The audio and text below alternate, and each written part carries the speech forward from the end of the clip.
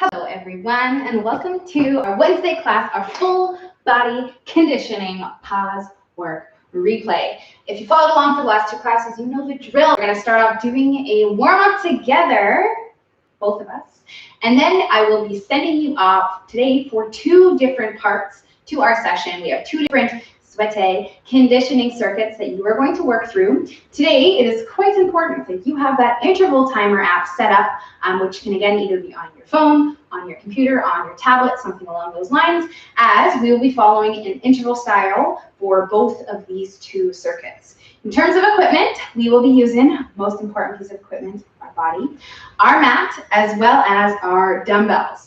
I will be talking briefly about a couple of banded options as well, but if you have dumbbells and or maybe a weighted household item, that is what you can incorporate in instead. Okay, so let's get you started off with this warm-up, which again we are going to do together. It starts off with us at the end of the mat with a walkout with an open at the bottom. So we're going to walk out to the bottom. Once we get here, we'll step in, open up towards that leg, close, step out, switch, and do the same thing on the other side. Coming back into the plank, walking ourselves back up to the top. That is one. We're going to do two more of those total. So right away, we'll go right back down, coming down to the bottom, stepping in as close as we can towards that hand. Of course, we're not forcing anything though, this hour of the day. And then we'll walk and back up to the top, lifting our hips up high. That's two. We have one more of those to go.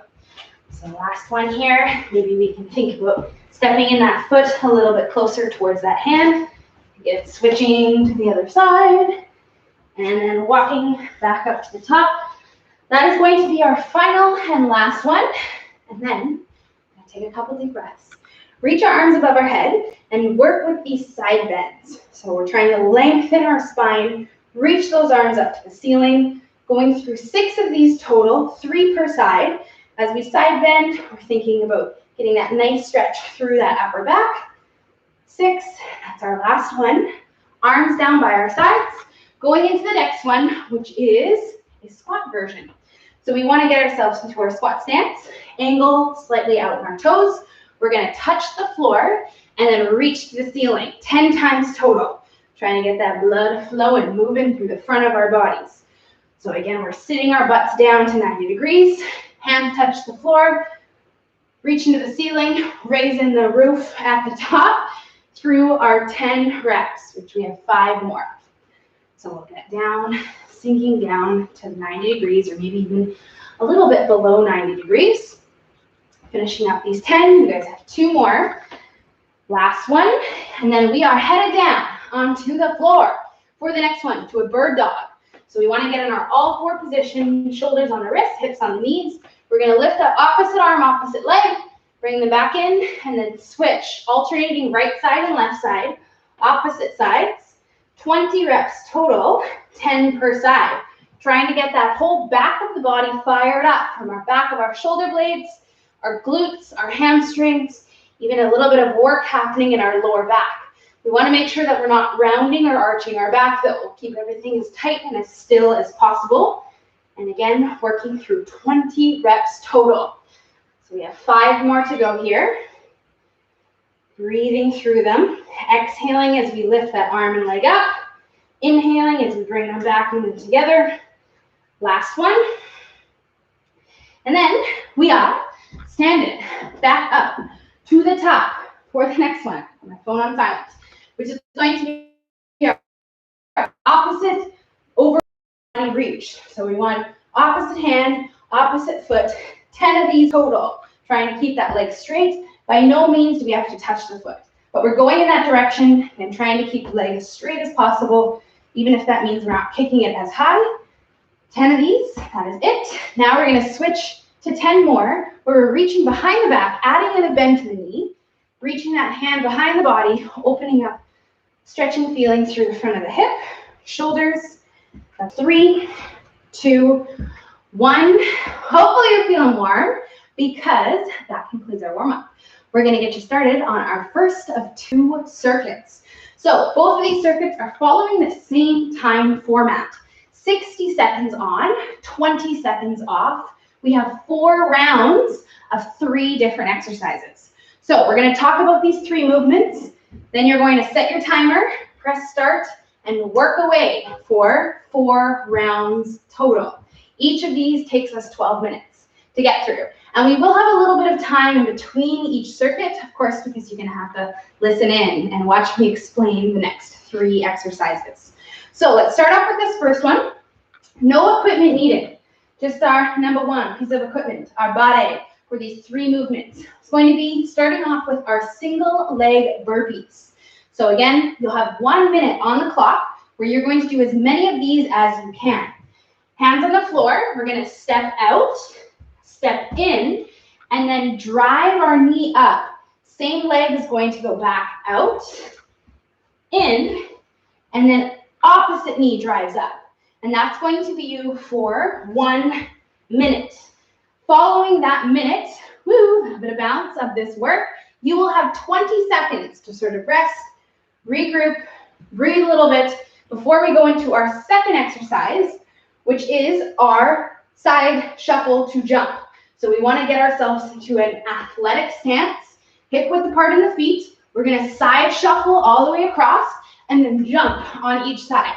Now, I'm quite short on space, as you can see. If you have more room, I would go out of my screen here, but you can use the entire length of your room to take more of these side shuffles. And then we're then jumping for joy at the top of each side. If you're low impact, you're just going to reach those arms up, take quick side shuffles rather than jumping, and that is going to be you for 60 seconds for that second exercise. Followed by 20 seconds of rest. Once again, the last and final movement, very simple, very straightforward, is a jumping jack. So we're going to finish off the last exercise with our jumping jacks, which again could very well be these low impact ones if we don't jump.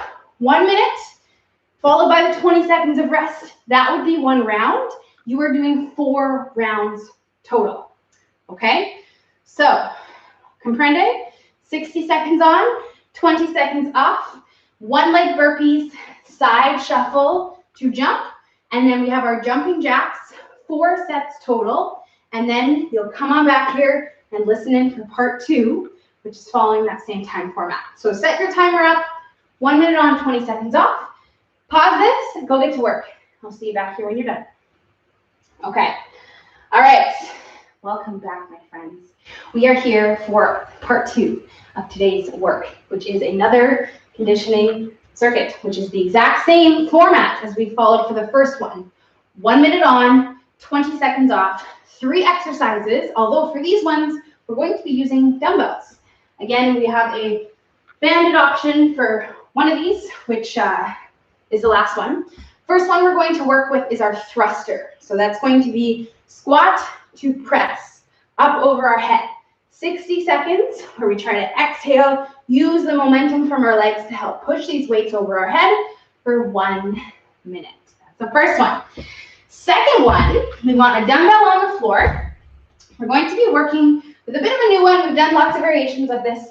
An alternating side plank where I'm going to take that dumbbell up with that side plank, switch it over to the other hand, and then take it up with the other side plank. So we want to be in this plank position. Feet are a little bit wider than our normal plank. I'm going to take the dumbbell, reach it up, put it back down, and then switch, turning on to the sides of my feet between each of those. So we want to make sure that the feet are actually turning onto the sides of the shoes.